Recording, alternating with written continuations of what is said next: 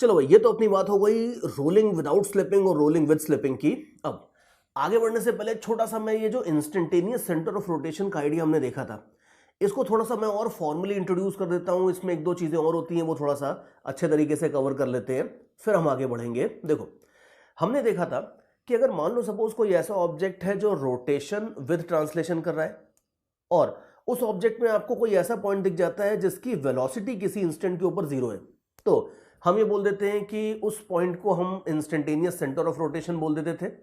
और हम उस पॉइंट के ऊपर अगर बैठ जाते हैं तो हमारा काम थोड़ा सा ज़्यादा आराम से हो जाता है। इसी वैसे तो हमें पता है कि हम रोटेशन विद ट्रांसलेशन करते हुए बॉडी के किसी भी पॉइंट पे बैठ जाएंगे तो उस रेफरेंस फ्रेम में आपको ये बॉडी प्योर रोटेशन करते हुए दिखाई देगी। लेकिन अगर हम किसी ऐसे पॉइंट पे बैठते हैं जिसका वेलोसिटी जीरो हो, जिसका इनफैक्ट एक्सेलरेशन भी जीरो हो, तो हमारा काम थोड़ा सा ज़्यादा आसान हो जाता है और हमें वो सूडो फोर्स वगैरह लगाने की जरूरत नहीं पड़ती है।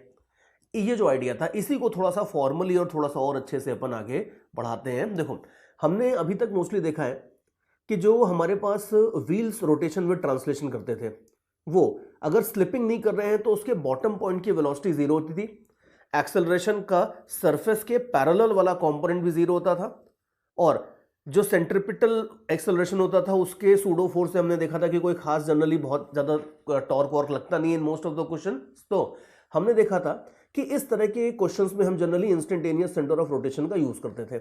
लेकिन गुड थिंग इज दिस कि इस इंस्टेंटेनियस सेंटर ऑफ रोटेशन के आइडिया का यूज बहुत सारे क्वेश्चंस में और अच्छे से किया जा सकता है, और उसके लिए थोड़ा सा हम formally as I was saying कि इसको अभी देखने वाले हैं कि हम ये ICOR कैसे निकालते हैं and so on. See, rolling without slipping वाले सिचुएशन में तो हमें एक तरह से बस मिल गया था कि हमें पता था कि बॉटम पॉइंट का एक्सेलरेशन इस डायरेक्शन में जीरो होगा, वेलोसिटी जीरो होगी, तो हमें वी वर जस्ट लकी कि हमें वो चीज़ मिल गई थी।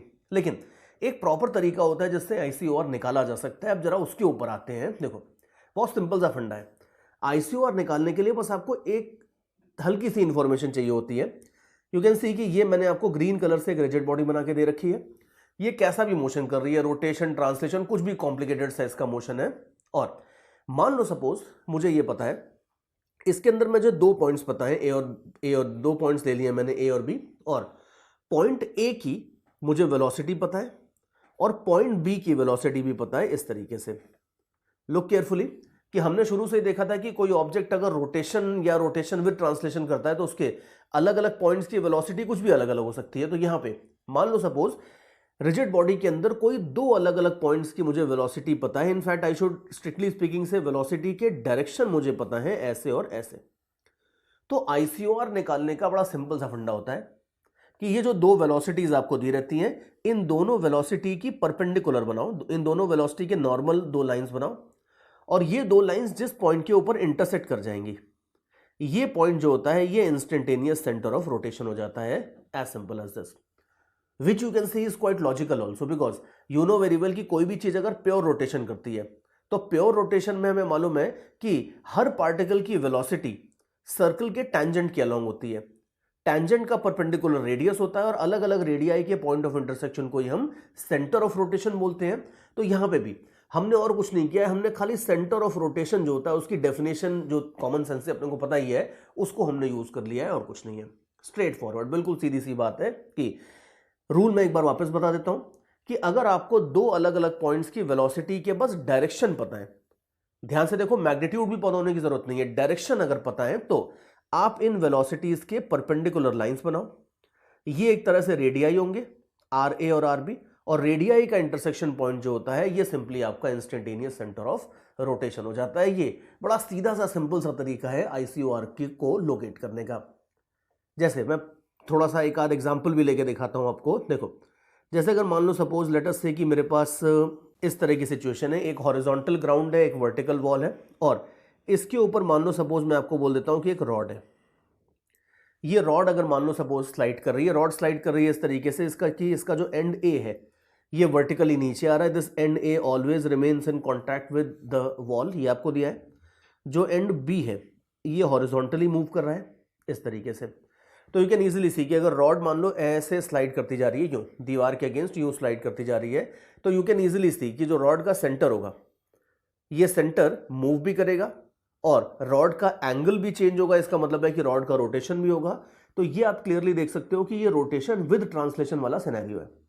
और इसमें अगर हमें ICOR लोकेट करना है तो आप देख लो, बड़ा सिंपल सा फंडा है अपना, कुछ भी नहीं है, कि जो पॉइंट ए है इसकी वेलोसिटी के परपेंडिकुलर एक लाइन बनाओ। तो लुक केयरफुली, हम पॉइंट ए की वेलोसिटी के परपेंडिकुलर एक लाइन बना दो, पॉइंट बी की भी जो वेलोसिटी है उसके भी परपेंडिकुलर एक लाइन बनाओ, और वेलोसिटी के परपेंडिकुलर लाइंस जिस पॉइंट के ऊपर इंटरसेक्ट करेंगी वही पॉइंट आपका इंस्टेंटेनियस सेंटर ऑफ रोटेशन हो जाएगा। तो ये जो पॉइंट है सी जिसको मैंने बना दिया, ये एक तरह से इंस्टेंटेनियस सेंटर ऑफ रोटेशन हो जाएगा। इन अदर वर्ड्स, अगर आप इस पॉइंट के ऊपर बैठ जाओ तो इस पॉइंट के ऊपर बैठ के आप ये मान सकते हो कि ये रिजिड बॉडी या जो रॉड ए बी है इसके मोशन को आप प्योर रोटेशन की तरह कंसिडर कर सकते हो। लेकिन ये ध्यान रखना कि इंस्टेंटेनियस सेंटर ऑफ रोटेशन वाले जो पॉइंट्स होते हैं इनका कुछ एक्सेलरेशन हो सकता है। जैसे हमने देखा था रोलिंग विदाउट स्लिपिंग वाले केस में भी बॉटम पॉइंट का कुछ एक्सेलरेशन हो सकता था।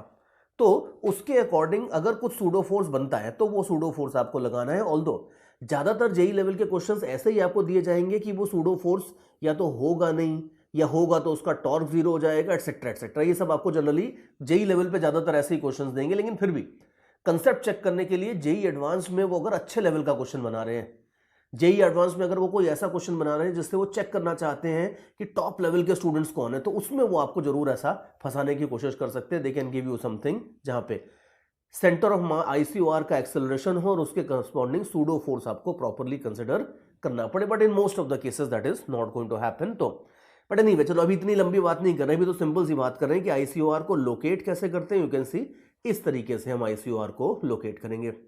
कई बार लोग गड़बड़ कर देते हैं, उल्टा कर देते हैं, कहते हैं अच्छा सर ये वेलोसिटी है V1, ये वेलोसिटी है V2, तो V1 V2 को एक्सटेंड करेंगे तो ये जो पॉइंटों का इंटरसेक्शन हो जाएगा ये ICOR हो जाएगा।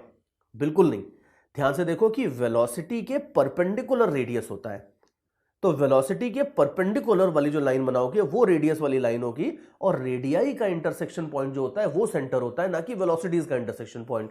तो ये ध्यान से देखना कि इसके अकॉर्डिंगली आपको ICOR को लोकेट करना होगा। और देख लो, बहुत सारे क्वेश्चंस बना सकते हो इसमें इस तरीके से, there is no end to it. जैसे मान लो सपोज लेट अस से कि जो वॉल्स है वो वॉल्स परपेंडिकुलर नहीं थी, मतलब वॉल और ग्राउंड जो थे वो परपेंडिकुलर नहीं थे, और अब इसके ऊपर अगर मान लो मैं एक रॉड को स्लाइड करवा देता हूं तो यू कैन इजीली सी कि कोई बड़ी बात नहीं होगी। ये सिचुएशन है अगर मान लो इस तरीके की, और यहां पे अगर आपको ICOR लोकेट करना है तो यू कैन इजीली सी कि ये पॉइंट जो है लेट्स कॉल इट ए, ये अगर वॉल के ऊपर स्लाइड कर रहा है, पॉइंट बी अगर मान लो दीवार के ऊपर स्लाइड कर रहा है, तो बिल्कुल आराम से आप बोल सकते हो कि बी के परपेंडिकुलर बना दो एक लाइन, ए के भी वेलोसिटी के परपेंडिकुलर बना दो एक लाइन इस तरीके से, और ये जो भी इंटरसेक्शन पॉइंट आएगा ये इंटरसेक्शन पॉइंट आपका ICOR हो जाएगा। ये बात है। बाकी डेटा जो है वो आपको प्रॉब्लम्स में दिया रहेगा, जब इससे रिलेटेड कोई प्रॉब्लम पूछेंगे आपको तो वो डेटा आपको दे देंगे कि ये वाली लेंथ कितनी है, ये एंगल कितना है, वो सब दे देंगे। तो उससे आप एग्जैक्टली ICOR की हाइट, उसका डिस्टेंस, जो जो चाहिए डेटा वो सब आप निकाल लोगे। वो कोई बड़ी बात नहीं होती है, लेकिन इंपॉर्टेंट बात ही होती है कि किस तरीके से आप ICOR को लोकेट करोगे। एक थोड़ी सी दिक्कत ICOR के लोकेशन में और आती है, उसको भी जरा कंसिडर कर लेते हैं। देखो, कभी कभी एक वियर्ड सी सिचुएशन ये लोग आपको दे देते हैं, मतलब बहुत वियर्ड तो नहीं है लेकिन एक थोड़ी अलग सी सिचुएशन दे देते हैं।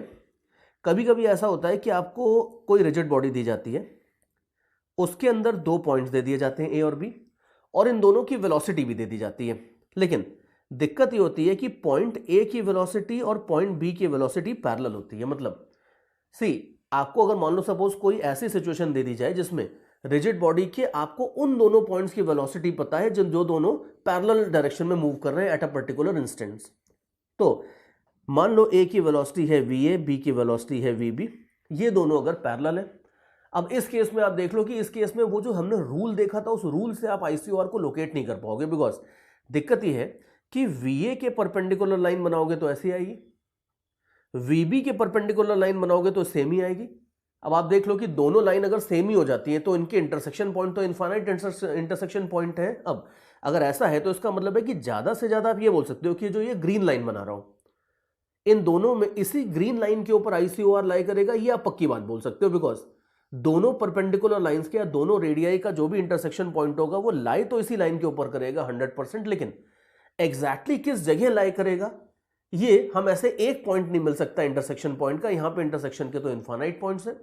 अब इस तरह की सिचुएशन अगर आती है तो आईसीओआर को लोकेट करना थोड़ा सा केयरफुली आपको लोकेट करना होता है, और लोकेट आप इस तरीके से कर सकते हो। देखो अभी भी कोई ज़्यादा मुश्किल नहीं है, बड़े आराम से आप इसको लोकेट कर सकते हो। ऐसे आप तो मान लो कि जो आईसीओआर है वो लेट अस से कि पॉइंट बी से, मान लेते हैं कि पॉइंट बी से इसका डिस्टेंस है लेट अस से आर, और ये हमें निकालना है कि आईसीओआर की लोकेशन क्या है। हाँ, एक चीज यहां पे और आपको देनी पड़ेगी, मैंने आपको वीए और वीबी की वैल्यूज तो दे दी है, डायरेक्शन भी दे दिया है, वैल्यूज भी दे दी हैं। एक चीज और मैं आपको और दे देता हूं कि ए और बी के बीच का जो डिस्टेंस डी है ये भी आपको गिवन है। तो ध्यान से देखो, वीए, वीबी और डी ये तीनों चीजें गिवन होनी चाहिए। अगर ये तीनों चीजें गिवन है तो आईसीओआर की लोकेशन को हम इस तरीके से निकालेंगे। हम ये बोलेंगे कि अगर point C instantaneous centre of rotation है तो पॉइंट सी के अबाउट जो पूरी की पूरी रिजिड बॉडी है, रिजिड बॉडी के हर पॉइंट है, वो हर पॉइंट सेम ओमेगा से रोटेट कर रहा होगा। तो अब आप देखो पॉइंट बी को देखो, पॉइंट बी की ओमेगा हो जाएगी velocity divided by distance, radius that is. तो पॉइंट बी की जो ओमेगा है वो हो जाएगी V B divided by R. Point A की जो ओमेगा है ये कितनी हो जाएगी, ए की ओमेगा हो जाएगी V A divided by D plus R, simple. तो V A divided by D plus R, ये ओमेगा हो जाएगी पॉइंट ए की। और ऑब्वियसली कोई भी रिजिड बॉडी के लिए सेंटर ऑफ रोटेशन के अबाउट हर पार्टिकल का ओमेगा तो सेम होता है, तो इसका मतलब है कि ओमेगा ए होता है ओमेगा बी के बराबर। इसका मतलब है V B by R is equal to V A upon D plus R, ये बोल सकते हो। And you can easily see कि इस इक्वेशन को आप सॉल्व कर लो, इसमें खाली एक अननोन है आर। बड़े आराम से अगर आपको वैल्यूज दिए तो बड़े आराम से उसको सॉल्व करके आर की वैल्यू आप 100% निकाल सकते हो, और इस तरीके से आईसीओआर को आप लोकेट कर सकते हो। But you can easily see that यहाँ पे पूरे कैलकुलेशन करने पड़ रहे हैं, जबकि जो हमारी प्रीवियस प्रॉब्लम्स थी इस तरह की, इनमें कोई कैलकुलेशन की भी जरूरत नहीं पड़ी थी। ऐसा सीधे 2 लाइन बनाओ, खट से आपको मिल जाएगा आईसीओआर। बट यहाँ पे ऐसा नहीं है, यहाँ पे अगर आप देखोगे तो कैलकुलेशन करने पड़ेंगे। एक और चीज आप देखो कि इंफॉर्मेशन भी ज्यादा चाहिए। ये वाली जो प्रॉब्लम थी जहां पे 2 पॉइंट्स आपको ऐसे मिल गए थे जिनकी वेलोसिटी पैरेलल नहीं थी, वहां खाली आपको वीए और वीबी का अगर खाली डायरेक्शन भी पता है तो डायरेक्शन पता होने से आप आराम से आईसीओआर को परफेक्टली लोकेट कर सकते थे। ध्यान से देखो कि वीए और वीबी की वैल्यू पता होने की जरूरत नहीं थी, ए और बी पॉइंट के बीच का डिस्टेंस पता होने की कोई जरूरत नहीं थी, कम इंफॉर्मेशन से पूरा काम हो रहा था। लेकिन यहां समस्या यह है कि अगर गलती से आपको सिर्फ ऐसे 2 पॉइंट्स के बारे में पता है जिनकी वेलोसिटी एक दूसरे के पैरेलल है, सी और भी पॉइंट होंगे, मैं नहीं बोल रहा कि और पॉइंट नहीं होंगे, एक पॉइंट डी भी हो सकता है, ई भी हो सकता है। अब ऐसे ऐसे हजारों ऐसे पॉइंट्स होंगे जिनकी वेलोसिटी ए और बी के पैरेलल नहीं होंगी। लेकिन मान लो अगर आपको खाली इन दोनों पॉइंट्स के बारे में इंफॉर्मेशन दी है जो जिनकी वेलोसिटी एक दूसरे के पैरेलल है, तब आपको ज्यादा इंफॉर्मेशन डिमांड करनी होगी। आपको इनकी वैल्यूज भी चाहिएंगी, इनके बीच का डिस्टेंस भी चाहिएगा, तब जाके ये तीनों चीजों की इंफॉर्मेशन होने के बाद ही आप आईसीओआर को लोकेट कर सकते हो। तो ये ध्यान रखना कि लास्ट जो पॉइंट होता है वो ये है कि इस तरह की सिचुएशन में आईसीओआर लोकेट करने के लिए आपको सारी वैल्यूज की प्रॉपर रिक्वायरमेंट होती है। एक एग्जांपल मैं आपको इसके ऊपर लेके दिखाता हूं, ये जो पैरेलल वाला जो केस था। देखो जैसे हमने देखा था कि रोलिंग विद स्लिपिंग वाले जो प्रॉब्लम्स थे उसमें हमने देखा था कि हम आईसीओआर का कोई यूज नहीं करते हैं, क्योंकि हमें पता ही नहीं था कि आईसीओआर बॉटम, इनफैक्ट हमें ये पता था कि आईसीओआर बॉटम पॉइंट पे नहीं होता है, लेकिन हमारे पास कोई टेक्निक नहीं थी जिससे हम आईसीओआर को लोकेट कर सके। लेकिन अब आप देखो, अब मैं आपको एक क्वेश्चन लेके दिखाता हूं जिसमें हम देखेंगे कि अगर कोई ऑब्जेक्ट रोलिंग विद स्लिपिंग कर रहा है उस केस में भी आईसीओआर को लोकेट करना बिल्कुल पॉसिबल होता है। ऑल्दो मैं बस इतना बोल रहा हूं कि पॉसिबल होता है, ये नहीं बोल रहा हूं कि यूजफुल होता है। फायदा इससे कुछ बहुत ज्यादा नहीं होने वाला है हमारी नॉर्मल प्रॉब्लम्स में, बट फिर भी इट इज पॉसिबल। जैसे आप ये देखो कि मान लो सपोज मेरे पास कोई व्हील है और इसके सेंटर की वेलोसिटी है लेट अस से 10 मीटर्स पर सेकेंड, इसका रेडियस है मान लो सपोज 2 मीटर्स, और इसकी एंगुलर स्पीड मैं आपको दे देता हूं, इसकी एंगुलर स्पीड है मान लो सपोज लेट अस से 6 रेडियंस पर सेकेंड। ठीक है, ये आपको मैंने दे दिए, ये सारे पैरामीटर्स इसके दे दिए। यू कैन इजीली सी कि ये जो व्हील होगा ये व्हील बिल्कुल रोलिंग विद स्लिपिंग करेगा, because you can easily check कि आर ओमेगा हो जाता है 12, वी सी एम है 10 मीटर्स पर सेकेंड, तो clearly we see M is not equal to R omega. ये बॉटम पॉइंट की वेलोसिटी बिल्कुल भी जीरो नहीं होगी, ये 100% स्लिपिंग कर रहा है। और अब अगर मान लो मैं आपको बोलता हूं कि भाई ठीक है, प्रॉब्लम पूरी सॉल्व करने में हमारा कोई इंटरेस्ट नहीं है, आपको सिर्फ ये पूछा जाता है कि ये जो ऑब्जेक्ट है इस ऑब्जेक्ट के ICOR को लोकेट करके दिखाओ। तो आप देख लो ICOR को हम लोकेट कर लेंगे कुछ इस तरीके से। सी ये हमें पता है कि इसके लेटर से कि टॉप पॉइंट की वेलोसिटी लिख लेते हैं पहले। तो ये देख लो जो टॉप पॉइंट होगा, इस टॉप पॉइंट की वेलोसिटी हो जाएगी, you can C top point की वेलोसिटी हो जाएगी VCM प्लस R ओमेगा। ठीक है, अभी आप देख लो VCM प्लस R ओमेगा मतलब 10 + 12 बोले तो 22 मीटर्स पर सेकेंड। बॉटम पॉइंट की भी ले सकते थे, उससे भी आ जाता है, बट ठीक है लिख लिया टॉप पॉइंट का, तो टॉप पॉइंट को लेके चलते हैं। हमें ये पता चल गया कि top point, let us call it A, इसकी वेलोसिटी है 22। सेंटर पॉइंट जो है, सेंटर ऑफ मास, इसको B बोल देते हैं, इसकी वेलोसिटी है 10। इन दोनों के बीच में डिस्टेंस अगर आप देखोगे तो ये डिस्टेंस D जो है ये हो जाएगा 2 मीटर्स। अब हमें पता है कि वेलोसिटीज के परपेंडिकुलर होते हैं रेडियाई, तो ये जो दोनों रेडियाई हैं इन दोनों के इंटरसेक्शन पॉइंट्स इनफाइनाइट होंगे, लेकिन जो भी होंगे वो इसी लाइन के ऊपर होंगे। तो देयरफॉर जो ICOR होगा वो कहीं ना कहीं इस ग्रीन लाइन के ऊपर ही होने वाला है, ये 100% श्योर है।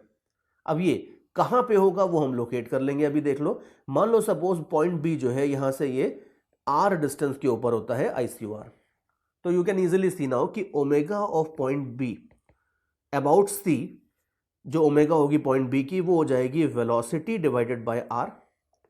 Similarly omega of point A about point C अगर आप देखोगे तो ये हो जाएगी आपकी velocity divided by, you can easily see R + 2, और ये दोनों ओमेगा आपकी परफेक्टली इक्वल होनी चाहिए। तो इसका मतलब है 10/R = 22/R + 2। ये आपके पास हो जाता है। बस अब इसको थोड़ा बहुत हम सॉल्व कर लेंगे, तो यू कैन सी कि इसको सॉल्व कर लोगे तो you will have R + 2 = 1.1R। You can further से 2 ये हो जाएगा आपका 0.1R, तो R हो जाएगा आपके पास 20 metres. Now you can see that that's a big distance, because जो आपका ऑब्जेक्ट था, इस ऑब्जेक्ट का रेडियस ही खाली 2 मीटर्स था, लेकिन यहां से अगर आप देखोगे पॉइंट B से, तो पॉइंट B से 20 मीटर्स नीचे ICOR लाई करेगा। मतलब ठीक है लाई करे, हमें उससे 20 मीटर से कोई डर नहीं लग रहा है, लेकिन पॉइंट ये कि ICOR डेफिनेटली इस तरह के किसी कन्वीनियंट पॉइंट के ऊपर लाई नहीं कर रहा है। तो आइडिया ये है कि अगर आप चाहो तो ये बोल सकते हो कि ये जो डिस्क है इसका ICOR लाई करेगा इस पर्टिकुलर पॉइंट पे, लेकिन प्रैक्टिकल बात यह है कि ICOR निकालने में ही अपने को काफी सारे स्टेप्स लग गए। अब ध्यान से देखो कि हम रोलिंग विद स्लिपिंग वाले क्वेश्चन में भी ICOR निकाल सकते हैं, हम ये नहीं करें कि उसमें ICOR निकाल नहीं सकते, 100% ICOR को लोकेट कर सकते हैं, लेकिन इस ICOR को निकालना अपने आप में एक छोटी मोटी प्रॉब्लम हो जाती है। तो इस ICOR को निकालो पहले, फिर उसके बाद उसको यूज करो और इधर उधर खिचड़ी बनाओ, उससे ज्यादा अच्छा है कि आप सेंटर ऑफ मास के अबाउट टॉर्क ले लो, ज्यादा आसान पड़ता है उन क्वेश्चंस में, इसीलिए हमने वही किया था। लेकिन इन प्रिंसिपल अगर आपको मान लो रोलिंग विद स्लिपिंग वाले केस में भी ICOR को लोकेट करना है तो 100% आप कर सकते हो, बाय यूजिंग दीज टेक्निक्स आप इसको 100% लोकेट कर सकते हो। तो ये बात है। तो ये छोटे मोटे कुछ पॉइंट्स हैं ICOR से रिलेटेड जो ध्यान रखना, और एक आध एग्जाम्पल भी लेके देखते हैं इसके ऊपर रॉड वॉड से रिलेटेड एक आध अच्छा एग्जाम्पल लेके मैं आपको दिखाता हूं कि ICOR की जो हमने अभी थ्योरी देखी है इसको और अच्छे से यूज किस तरह से करते हैं वो हम देखेंगे। देखो कभी कभी तो इसके ऊपर क्वेश्चन डायरेक्ट आ जाते हैं, वो आपको इस तरह की कोई सिचुएशन देते हैं और सिंपली ये बोलते हैं कि ICOR को लोकेट करो। कभी कभी डायरेक्ट क्वेश्चन भी आता है तो वो तो आप कर ही लोगे, वो कोई बड़ी बात नहीं है। लेकिन अब ये जो हमने ICOR की लेटेस्ट थ्योरी देखी है इसको यूज करके डायनेमिक्स वगैरह के भी थोड़े और अच्छे अच्छे क्वेश्चंस बनते हैं, तो उससे रिलेटेड मैं आपको एक एग्जांपल अभी लेके दिखाता हूं। चलो have a look at this particular example. Screen के ऊपर आप देखो, you will see that situation rod के स्लाइडिंग की। इनफैक्ट डेलिबरेटली मैंने वही एग्जैक्टली सिचुएशन ली है जिसके लिए हमने ICOR अभी भी निकाला था कि एक वर्टिकल वॉल है, ग्राउंड है, मान लेते हैं सब कुछ फ्रिक्शनलेस है, और इस पूरी फ्रिक्शनलेस सिचुएशन के अंदर मैंने एक टेढ़ी रॉड रख दी है और रॉड को मैं एंगल थीटा के ऊपर रख के रिलीज करने वाला हूं। ध्यान से सुनो कि क्वेश्चन ये है कि इस रॉड को मैं रेस्ट से रिलीज करने वाला हूं from the position shown in figure. अब ऑब्वियसली यू कैन सी कि रिलीज करने के बाद जो ये रॉड है ऐसे स्लाइड करते हुए नीचे जाएगी। फाइनली रॉड कुछ देर बाद में भी पूरी तरह से हॉरिजॉन्टल हो जाएगी, लेकिन आगे चल के क्या होगा वो तो लंबा किस्सा है। हम तो खाली एक सिंपल सी चीज निकालना चाहते हैं कि रेस्ट से रिलीज करिए रॉड, और रिलीज करने के जस्ट बाद इस रॉड का एंगुलर एक्सेलरेशन कितना है ये हमें निकालना है। क्वेश्चन ये है that we need to find alpha just after the rod is release from rest. और डेटा सब अपने को दिया है, फ्रिक्शनलेस है वो सब तो दिया ही है, बाकी रॉड का लेंथ, रॉड का मास, एंगल थीटा, ये सब अपने को गिवन है। अब किस तरीके से इसको अप्रोच करेंगे वो देखो। देखो सबसे पहले तो एफबीडी बना लेते हैं। एफबीडी में आप देख लो, पहला तो गोल ग्रेविटी मारती है जनरली इस तरह के क्वेश्चंस में, तो ग्रेविटी का फोर्स mg आप लगा दो सेंटर ऑफ मास से। नॉर्मल रिएक्शंस दोनों दीवार से लगेंगे n1 एंड n2। इसके सिवा अगर फ्रिक्शन होता तो दोनों पॉइंट से फ्रिक्शंस भी लगते, लेकिन लकीली फ्रिक्शन है नहीं, तो बस खाली एफबीडी में अगर आप देखोगे तो खाली ये 3 फोर्सेस आएंगे और कोई फोर्स नहीं आएगा। इसके साथ साथ बाकी अब आगे अपने को अगर अल्फा निकालना है तो हमारे पास 2 अप्रोचेस होती हैं। हमें ये तो पता है कि 100% torque equal to I alpha तो लगाना ही होगा, 100% लगाना होगा, लेकिन अब ये torque equal to I alpha किस पॉइंट के अबाउट लगाएं? वैसे तो हमारे पास एक सीधा साधा तरीका होता है कि सेंटर ऑफ मास के अबाउट आप टॉर्क देख लो और उसके बाद F equal to m into ACM लगाना है तो लगाते रहो। लेकिन अब देखो दिक्कत ये है कि अगर सेंटर ऑफ मास के अबाउट आप टॉर्क देखोगे तो दिक्कत ये है कि सेंटर ऑफ मास के अबाउट ये नॉर्मल रिएक्शन n1 का भी टॉर्क आएगा, ये नॉर्मल रिएक्शन n2 का भी टॉर्क आएगा, और n1 n2 हमें पता नहीं है। तो अगर सेंटर ऑफ मास के अबाउट आप torque equal to I alpha लगाते हो तो n1 और n2 ये दोनों गेम में शुरू से ही एंटर हो जाएंगे, और इन दोनों को एलिमिनेट करने के लिए अपने को और इक्वेशंस बनानी पड़ेंगी which is going to be a little bit tedious. तो उसकी बजाय अगर हम इसमें ICOR का फंडा लगाते हैं, अभी आप देखो बड़े आराम से प्रॉब्लम सॉल्व हो जाएगी। उसकी बजाय आपने अभी अभी ये कैलकुलेट किया था कि ये वाला जो पॉइंट होता है, ये वाला पॉइंट होता है ICOR। तो अगर मैं ICOR के ऊपर बैठ जाता हूं एक तरीके से, तो मुझे ये बॉडी प्योर रोटेशन करती हुई दिखेगी, और ICOR के ऊपर बैठ के अगर मैं torque equal to I alpha लगा देता हूं तो आप देख लो कि n1 और n2 मास्टर स्ट्रोक है ये, आप देख लो कि n1 और n2 इन दोनों का टॉर्क सिंपली 0 हो जाता है, बिकॉज ICOR लकीली एक ऐसा पॉइंट है जहां पे n1 और n2 भी इंटरसेक्ट कर रहे हैं। तो ICOR के ऊपर बैठने का बहुत जबरदस्त फायदा ये मिलेगा कि n1 और n2 दोनों का टॉर्क 0 हो जाएगा। दैट मीन्स टॉर्क लगेगा खाली ये mg भाई का, और mg तो हमें पता है, और हमारा काम अभी देखना बड़े आराम से होने वाला है। तो देयरफॉर मैं इसके ऊपर torque equal to I alpha लगाने वाला हूं, किसके अबाउट? अबाउट ICOR ये मैं काम करने वाला हूं। और ये एक ऐसी प्रॉब्लम है, इनफैक्ट ये खाली अकेली प्रॉब्लम नहीं है, इस तरह की जितनी भी प्रॉब्लम्स होंगी जिसमें रॉड्स जनरली ऐसे स्लाइड करती हैं, जरूरी नहीं कि वर्टिकल वॉल हो, टेढ़ी वॉल हो सकती है, एक स्फेरिकल सरफेस के अगेंस्ट स्लाइड करवा दो, कैसे भी स्लाइड करवा दो, जितने भी ये स्लाइडिंग रॉड वाले जो क्वेश्चंस होते हैं इसमें ICOR का फंडा लगाने में जबरदस्त फायदा होता है, because in most of these cases ये नॉर्मल रिएक्शन, खतरनाक वाले जो नॉर्मल रिएक्शंस होते हैं, ये शुरू से ही गेम के बाहर हो जाते हैं। और शुरू से ही अगर ये गेम के बाहर हो जाएंगे तो फिर आप देख लो, फिर तो काम आपका आसान हो जाएगा। अभी देखना कि ये कितना आसान होने वाला है। ICOR के अबाउट आप टॉर्क देखो तो खाली mg का होगा। अब mg को आप इस पॉइंट से शिफ्ट कर लो, ये वाले पॉइंट से लगा दोगे तो mg का टॉर्क हो जाएगा mg multiplied by this perpendicular distance. और ये जो परपेंडिकुलर डिस्टेंस है, मैं वापस इसको ग्रीन कलर से दिखाता हूं, ये वाला जो परपेंडिकुलर डिस्टेंस है, यू कैन इजीली सी, ये हो जाएगा आपका L/2 cos थीटा। तो देयरफॉर टॉर्क की जगह आप लिखोगे mg into L/2 cos theta, ये तो हो जाएगा टॉर्क।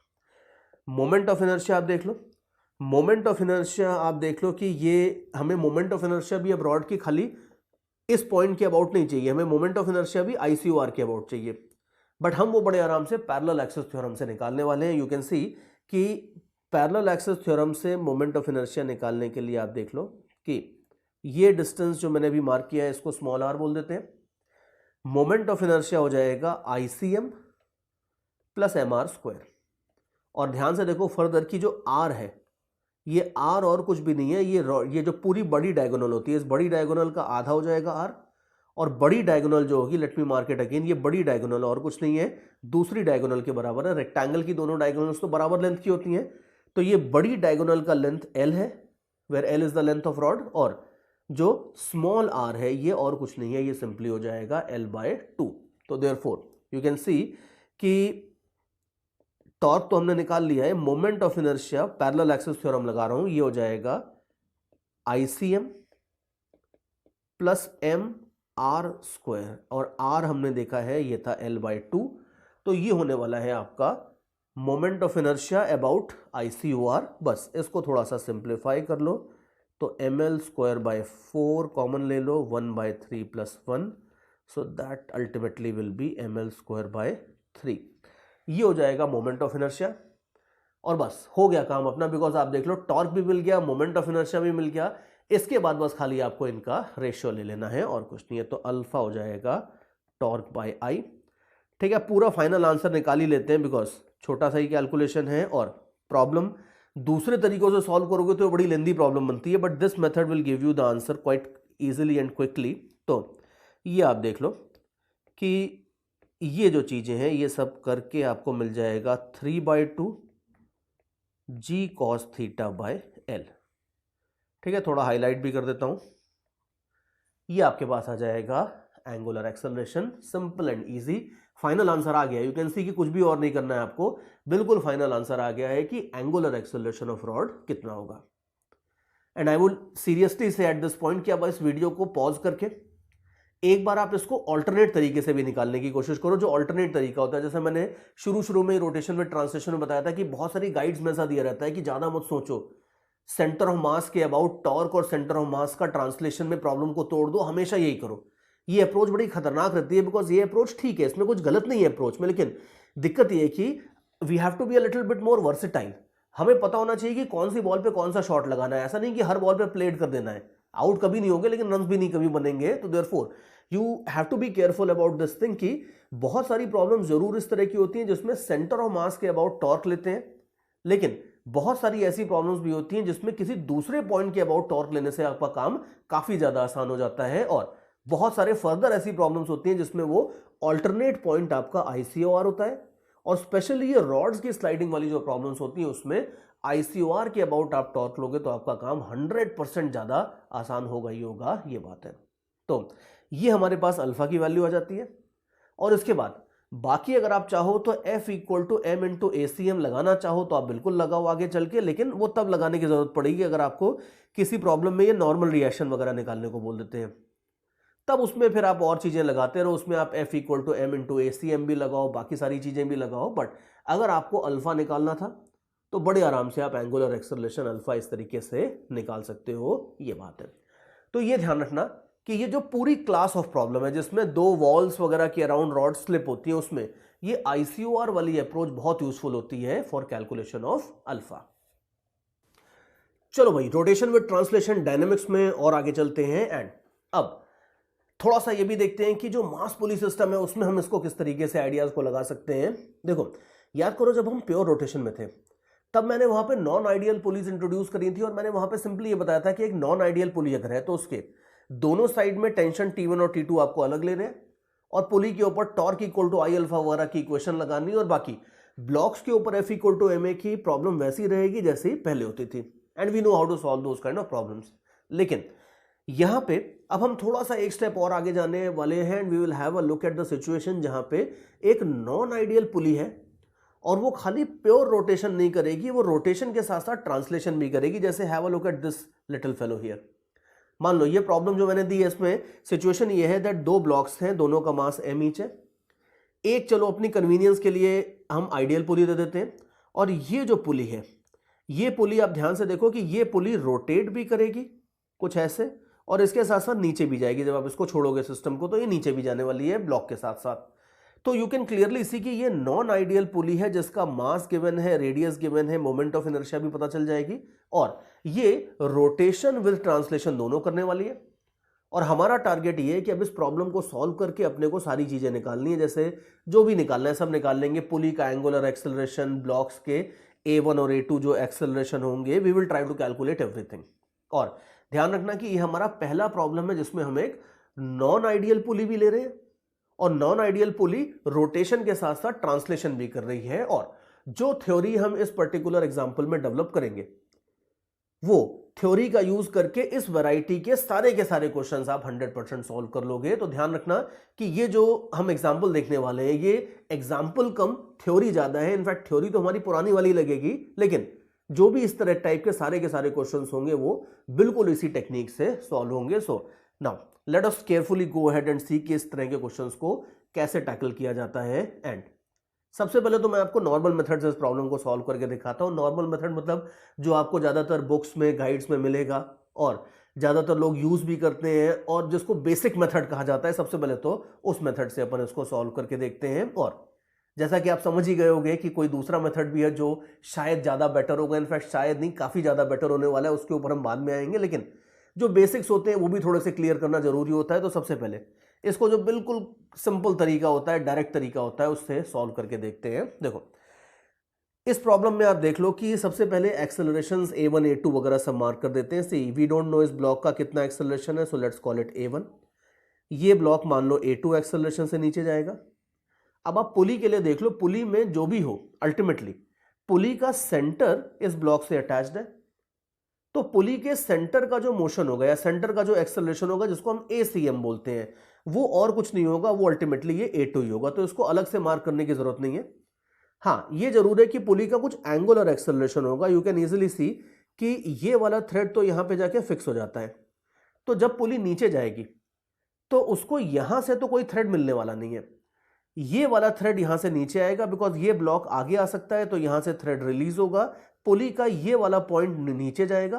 तो यू कैन क्लियरली सी कि पुली ऐसे रोटेट करते हुए नीचे आएगी, यूं एंटी क्लॉकवाइज डायरेक्शन में। तो पुली का भी जो अल्फा है वो मार्क कर देता हूं मैं ऐसे।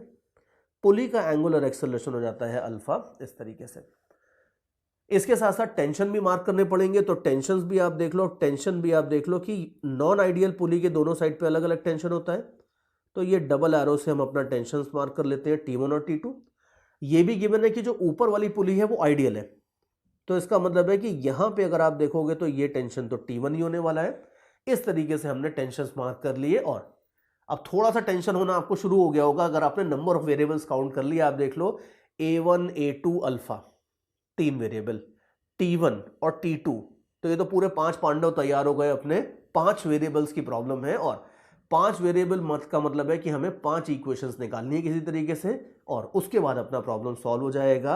और इसीलिए मैं कह रहा था कि देखो वैसे भी अगर हम अपने जो मैं सो कॉल्ड अभी शॉर्टकट की बात थोड़ी सी मैंने हिंट दे दी आपको, नहीं देनी चाहिए थी। बिकॉज कोई भी प्रॉब्लम को अगर बेसिक से सॉल्व करना है स्टूडेंट के सामने, तो उसको शुरू में बताना भी नहीं चाहिए कि कोई शॉर्टकट होता है। लेकिन अब गलती से मैं बोल गया हूं तो आपको आइडिया पड़ गया है कि शॉर्टकट होगा। लेकिन अभी देखना, शॉर्टकट से भी इतना ऐसा नहीं है कि बिल्कुल शॉर्टकट से एक लाइन में प्रॉब्लम सॉल्व हो जाएगी। कुछ रिलीफ आपको मिल जाएगा शॉर्टकट से, लेकिन फिर भी एक बार जो कोर बेसिक तरीका होता है उससे भी सॉल्व करके देख लेना चाहिए। बिकॉज हो सकता है कहीं ना कहीं कोई ऐसी प्रॉब्लम बन जाए जो इसी तरीके से सॉल्व हो, तो पता तो अपने को होना चाहिए। देखो अब ये 5 इक्वेशन बनाने के लिए तैयार हो जाते हैं।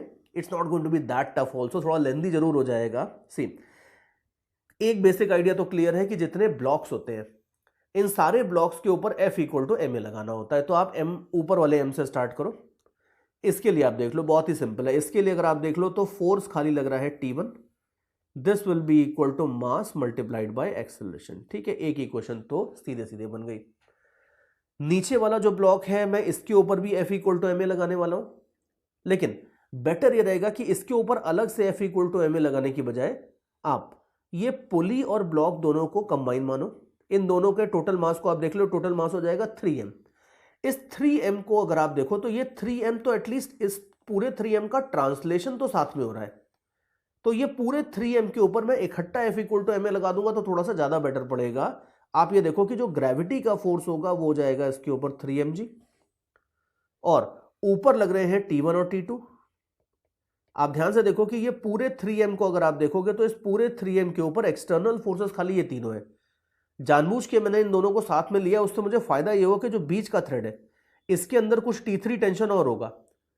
और अगर मान लो मैं सपोज m का फ्री बॉडी डायग्राम अलग बनाता तो वो T3 टेंशन मुझे और लेना पड़ता, वेरिएबल और बढ़ जाते। तो उसको अवॉइड करने के लिए थोड़ी चालाकी हमने ऑलरेडी कर ली है कि हम इस तरीके से इक्वेशन लिखते हैं अपनी सेकेंड वाली।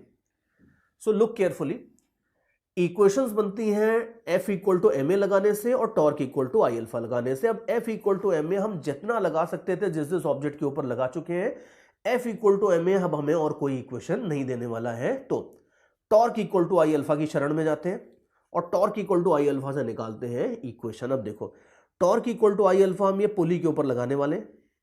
And since pulley is rotating as well as its translation is going on, हम बेटर ये रहेगा कि torque equal to I alpha centre of mass के ऊपर बैठ के लगा देते हैं, तो चींटी बन के बैठ जाते हैं सेंटर ऑफ मास के ऊपर। सेंटर ऑफ मास के ऊपर बैठ जाओगे तो सेंटर ऑफ मास का मोशन आपको खत्म दिखेगा। तो सेंटर ऑफ मास के अबाउट अगर आप देखो तो टॉर्क कौन कौन लगा रहा है, यू विल सी कि कोई mg का टॉर्क तो आएगा नहीं। सेंटर ऑफ मास के अबाउट आप देखो अगर तो ये T2 वाला टॉर्क लग रहा है।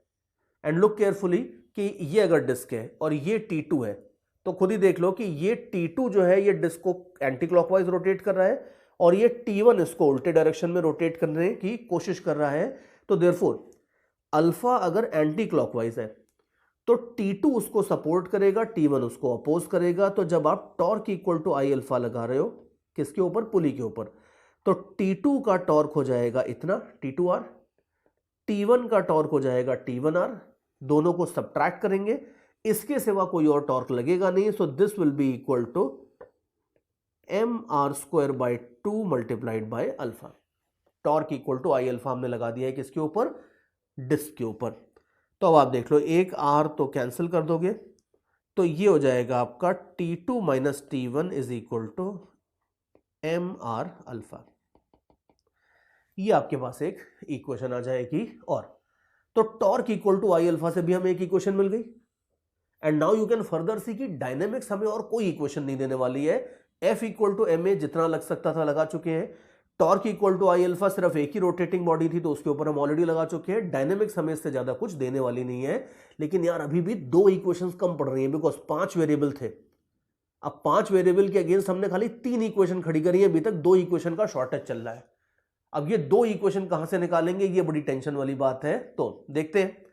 और देखो मैकेनिक्स में हमने शुरू से देखा है कि जब इस तरह की सिचुएशन आती है तो मतलब जिस इक्वेशन थोड़ी सी कम पड़ जाती हैं तो हम कंस्ट्रेंट को थोड़ा सा इन्वोक करते हैं। तो देखते हैं कंस्ट्रेंट से अगर कुछ मिल सकता है तो वो भी लगाते हैं। बिकॉज देखो ये भी आपको गिवन है कि ये जो पुली और थ्रेड है इनके बीच में नो स्लिपिंग है, ये भी आपको गिवन है। तो हो सकता है नो स्लिपिंग वगैरह वाली कंडीशन से हमें कुछ ना कुछ मिल जाए। लेट अस सी, देखते हैं। देखो नो स्लिपिंग वाली कंडीशन से हमें इनफैक्ट अभी देखना काफी कुछ मिलने वाला है। ये जो पुली मैंने दिखाई है आपको नीचे, इसी पुली को थोड़ा सा मैं बड़ा करके दिखाता हूं ऐसे। अब आप देखो ये जो पुली है, इस पुली को देखो। पुली में आप यहां पे देख लो कि ये एक थ्रेड कनेक्टेड है, एक आपको पता है कि नो स्लिपिंग इधर हो रही है।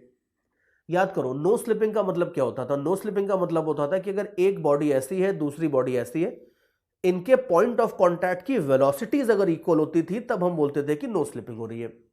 अब पुली के लिए आप देखो, पुली के लिए आपको पता है कि ये डाउनवर्ड डायरेक्शन में इसका एक्सेलरेशन है ACM है A2 और एंगुलर एक्सेलरेशन आपने डिनोट किया है अल्फा से। तो पुली का रोटेशन और ट्रांसलेशन दोनों के पैरामीटर्स आपके सामने है। तो यू कैन इजीली सी कि पुली का जो ये वाला मॉलिक्यूल होगा, ध्यान से देखो ये थ्रेड के ऊपर नहीं दिखा रहा हूं ये मॉलिक्यूल, पुली का ये वाला जो मॉलिक्यूल होगा इसका ट्रांसलेशन होगा A2 और रोटेशन की वजह से इसको एक्सेलरेशन मिलेगा R अल्फा। तो इस पॉइंट का जो टोटल एक्सेलरेशन होगा डाउनवर्ड डायरेक्शन में ये होगा A2 माइनस R अल्फा। और इसी तरीके से पुली का जो ये वाला पॉइंट है, मॉलिक्यूल है लेफ्ट साइड वाला, इसके लिए आप देख लो, इसके लिए R अल्फा का कंट्रीब्यूशन भी नीचे आएगा, A2 का तो नीचे आएगा ही। तो इसका एक्सेलरेशन हो जाएगा A2 प्लस R अल्फा। और अब दोनों जगह से हम कंस्ट्रेंट की इक्वेशन लिखने वाले हैं। बिकॉज अगर थ्रेड पुली के ऊपर स्लिप नहीं कर रहा है, ये पुली है मान लो और ये थ्रेड है और यहां पे नो स्लिपिंग हो रही है, तो पुली के इस वाले मॉलिक्यूल की वेलोसिटी और थ्रेड की वेलोसिटी, ये दोनों वेलोसिटीज इक्वल होनी चाहिए। तो ये बस हम इक्वल करने वाले हैं। आप देख लो कि थ्रेड का जो ये वाला मॉलिक्यूल है इसको देखो, ओरिजिनल फिगर में आप देख लो, इनफैक्ट ओरिजिनल फिगर में आप देख लो कि थ्रेड तो ऊपर अटैच्ड है। दैट मीन्स थ्रेड का जो ये पूरा का पूरा ये वाला सेक्शन है, इस पूरे के पूरे सेक्शन का तो कोई मूवमेंट हो ही नहीं रहा है, सब स्टेशनरी है। तो इसका मतलब है कि ये पूरा अगर स्टेशनरी है तो इसका मतलब है कि इस पॉइंट का भी एक्सेलरेशन टोटल 0 होना चाहिए। तो कंस्ट्रेंट का पहला इक्वेशन अपने को बोल देता है A2 minus R alpha equal to 0। एक इक्वेशन तो यहां से बन गई। ठीक है, let's call it fourth equation. और पांचवी इक्वेशन आपको मिल जाएगी इधर कंस्ट्रेंट लगा के। ठीक है, ओरिजिनल फिगर में आप एक बार वापस देखो कि यहां पे ये थ्रेड है, ये थ्रेड इधर से कनेक्टेड है। तो ये ब्लॉक अगर A1 एक्सेलरेशन से आगे आ रहा है तो इसका मतलब है कि थ्रेड का ये वाला जो पूरा सेक्शन है ये A1 एक्सेलरेशन से नीचे आ रहा है। और ये अल्टीमेटली कनेक्टेड है या इन कांटेक्ट है पुली के लेफ्ट वाले एंड से। तो पुली के लेफ्ट वाले एंड की जो एक्सेलरेशन थी ये इस थ्रेड की एक्सेलरेशन के बराबर होगी, यानी कि a1 के बराबर होगी। तो कंस्ट्रेंट का दूसरा इक्वेशन आपके पास आ जाता है a1 is equal to a2 plus R alpha. ये बात है। तो ये अपने पास फिफ्थ इक्वेशन आ जाती है। और ये कंस्ट्रेंट की इक्वेशन जनरली एक बार में समझ में नहीं आती हैं, तो आप वीडियो को आराम से पॉज कर लो, रिवाइंड कर लो, दोबारा देख लो, इसको थोड़ा सा खुद से फिगर विगर बना के करने की भी कोशिश करो। ये सब कर लोगे तो आपको समझ में आ जाएगा एग्जैक्टली कि ये लास्ट की दो इक्वेशंस मैंने कैसे लिखी थी। इस प्रॉब्लम में जो 5 इक्वेशंस थी इनमें से पहली 3 इक्वेशन तो जनरली फर्स्ट अटेम्प्ट में समझ में आ जाती है, बट पहले लास्ट की जो दो इक्वेशंस है कंस्ट्रेंट वाली, वो थोड़ा सा आपको एफर्ट डालने में समझ में आएंगी। But once you have understood the way that I have written these 5 equations, you can see कि इसके बाद कोई प्रॉब्लम नहीं है, इसके बाद खाली सॉल्व करना है। और ये इक्वेशंस भी कोई बहुत ज्यादा मुश्किल नहीं है। देखो कहने को 5 इक्वेशन जरूर है, लेकिन सॉल्व करने बैठोगे तो आप देखोगे कि इतना नहीं है कि कोई बहुत लंबी सॉल्यूशन की इसकी स्ट्रैटेजी बनानी होगी। आराम से 5 इक्वेशन सॉल्व हो जाएंगे और आपको T1 T2 alpha A1 A2 जो चाहिए वो सारी की सारी चीजें 100% आपको मिल जाएंगी। तो फाइनली इंपॉर्टेंट बात ये हुई कि अगर इस तरह की कोई सिचुएशन आती है जिसमें पुली का रोटेशन विद ट्रांसलेशन हो रहा है, इस तरह के प्रॉब्लम्स को सॉल्व करने के लिए हमारी स्ट्रैटेजी क्या रहेगी? जो बेसिक स्ट्रैटेजी है वो बड़ी सिंपल सी है। बेसिक स्ट्रैटेजी सिंपली ये है कि जो ब्लॉक्स हैं जितने, उन सबके ऊपर F इक्वल टू ma लगाओ, जितनी पुलीज हैं उन सबके ऊपर torque equal to I alpha लगाओ। ये सब करके आपको बहुत सारी इक्वेशंस मिल जाएंगी। ये सारी डायनेमिक्स की इक्वेशन होंगी। फिर उसके बाद देख लो कि वेरिएबल कितने हैं और डायनेमिक्स ने कितनी इक्वेशन दी है। जितनी इक्वेशंस कम पड़ रही हैं वो इक्वेशन कहीं ना कहीं आपको कंस्ट्रेंट से निकालनी होगी। और कंस्ट्रेंट आपको सिंपली ये बोलता है एक तरीके से कि नो स्लिपिंग जैसे है फॉर एग्जांपल, तो जिन जिन पॉइंट्स के ऊपर नो स्लिपिंग हो रही है वो नो स्लिपिंग लगा दो, उससे आपको जनरली जो रिमेनिंग इक्वेशंस है वो मिल जाएंगी और आपका काम 100% हो जाएगा। तो ये आइडिया है। This is one approach for solving these kind of questions. लेकिन जैसा मैंने शुरू में भी कहा था that this is not the only approach for solving these kind of questions. ये अप्रोच फंडामेंटल है, हर जगह चलेगी, इसलिए आपको 100% आनी चाहिए। लेकिन अगर आप इस अप्रोच को देख के थोड़ा सा बोर भी हो गए हो, थोड़ा सा डर भी गए हो कि सर ये सब क्या इतनी लंबी लंबी चीजें करनी है अपने को, द आंसर इज यस, बिल्कुल करनी है। नंबर 1 बहुत लंबी नहीं है। Once you get into IITs then you will see कि बहुत सारी और लंबी चीजें होती है जो वहां पे आप बड़ी बड़ी प्रॉब्लम्स और सॉल्व करोगे। तो उस हिसाब से number 1 it is not very lengthy. Number 2 कि इसके बाद जो मैं टेक्निक्स और बताने वाला हूं वो टेक्निक्स नो स्लिपिंग वाले क्वेश्चंस में तो बड़े अच्छे से चलती हैं।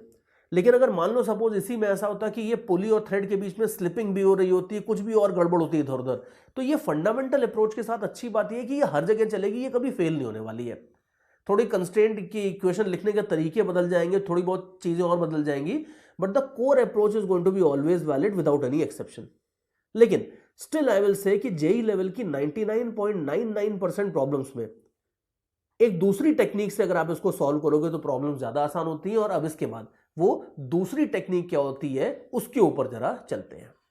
चलो guys, now let us have a look at the alternate method for solving this particular question. Again method बताने के पहले मैं ये एश्योर कर देता हूं कि ऐसा चमत्कार नहीं होने वाला है कि बस आपने हाथ घुमाया और आंसर सामने आ गया। It's not going to be like that. लेकिन थोड़ा सा एटलीस्ट 1-2 वेरिएबल्स का रिलीफ आपको इस अप्रोच से मिल जाएगा। क्या अप्रोच है? देखो अप्रोच में, देखो अप्रोच के ऊपर जाने से पहले सबसे पहले आप ये याद करो कि अगर मान लो सपोज मेरे पास एक व्हील होता था और एक व्हील रोलिंग विदाउट स्लिपिंग कर रहा होता तो हमने देखा था कि उसका जो बॉटम पॉइंट होता था, ग्राउंड के साथ जो कॉन्टैक्ट वाला पॉइंट होता था, उसको हम ICOR बोल देते थे। और हम ये देखते थे कि व्हील के पूरे मोशन को इस पॉइंट के अबाउट प्योर रोटेशन में कन्वर्ट कर लेते थे।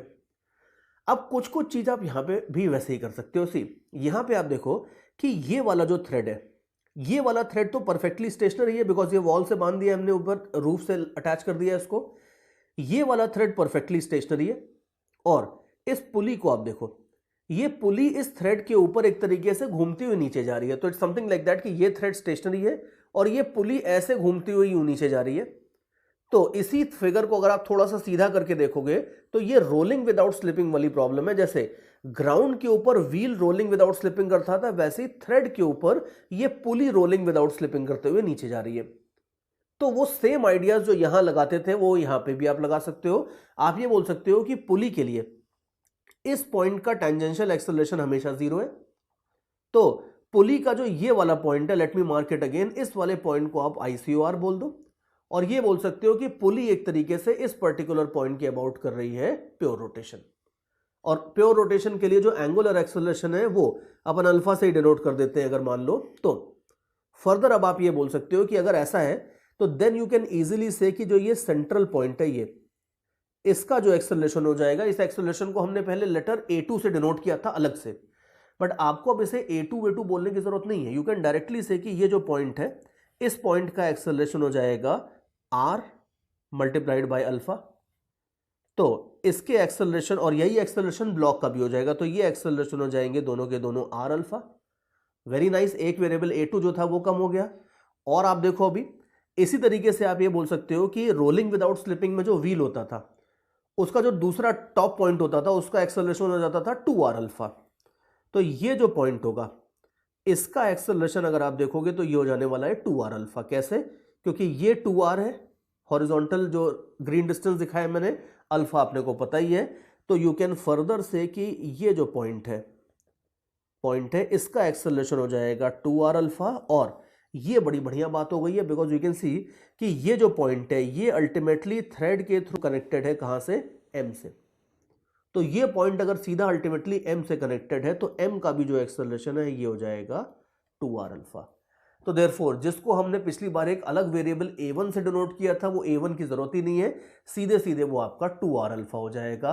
खाली अल्फा के टर्म्स में हमने A1 A2 सबको शुरू से ही लिख लिया है। और शुरू से ही अगर आप ऐसे चलोगे तो आपको आगे कंस्ट्रेंट की इक्वेशन लगाने की जरूरत ही नहीं पड़ेगी, बिकॉज कंस्ट्रेंट की इक्वेशन ही है जो हमने एक तरह से लगाई है इनडायरेक्टली यहां पे। लेकिन कंस्ट्रेंट की इक्वेशन को अगर आप इनडायरेक्टली इस तरीके से लगाओगे तो ये कहीं ज्यादा आसान पड़ती है। शुरू से ही आपकी वेरिएबल्स 5 की बजाय खाली 3 वेरिएबल्स हो जाते हैं, ये बात है।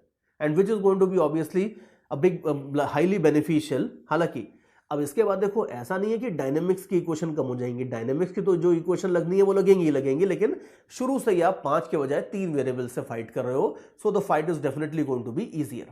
और बाकी आप देख लो, बाकी इक्वेशंस आप वैसे ही बना लो जैसे डायनेमिक्स की बनती थी। जो ऊपर वाला ब्लॉक है उसके लिए फोर्स आपका है T1, तो force is equal to mass into acceleration, एक इक्वेशन हो गई। सिमिलरली डायनेमिक्स की दूसरी इक्वेशन आप पुली प्लस ब्लॉक दोनों के लिए बना लो।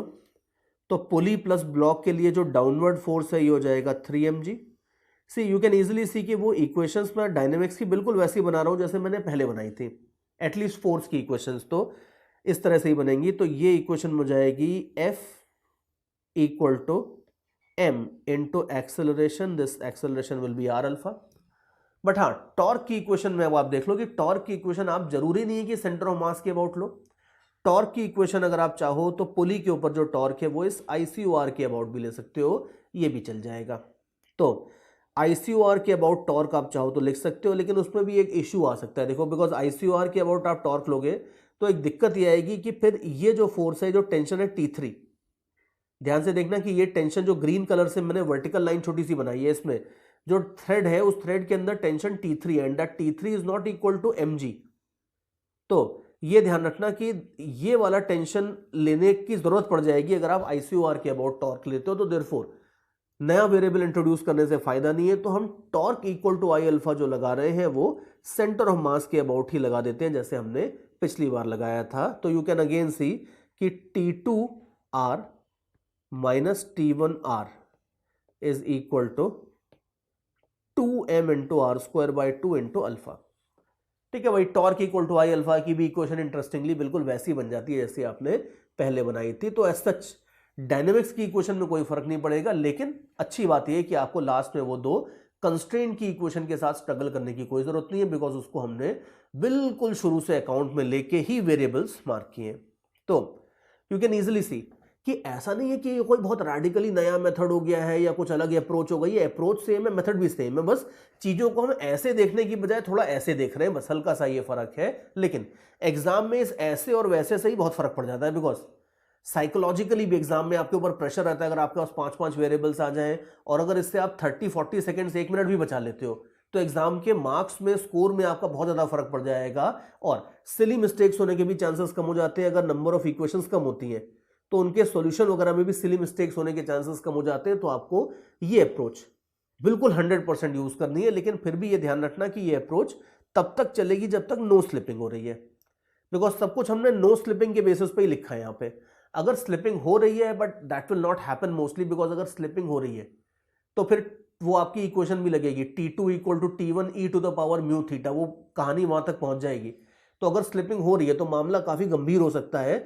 इसीलिए वो जेई एडवांस में भी अगर आपको स्लिपिंग वाली प्रॉब्लम देने के से पहले 10 बार सोचेंगे कि वो देनी है या नहीं देनी है। मोस्ट प्रोबेबली वो नहीं देंगे, लेकिन अगर देंगे तो then you'll have to go back to your fundamental approach। लेकिन as I was saying 99.99% cases में आपको वो नो स्लिपिंग वाली सिचुएशंस देंगे। और अब आप देख लो कि अगर आपके पास एक मूविंग पुली है और उसका मास भी है, तो आप इस तरीके से क्वेश्चंस को टैकल करके आराम से आंसर्स निकाल सकते हो।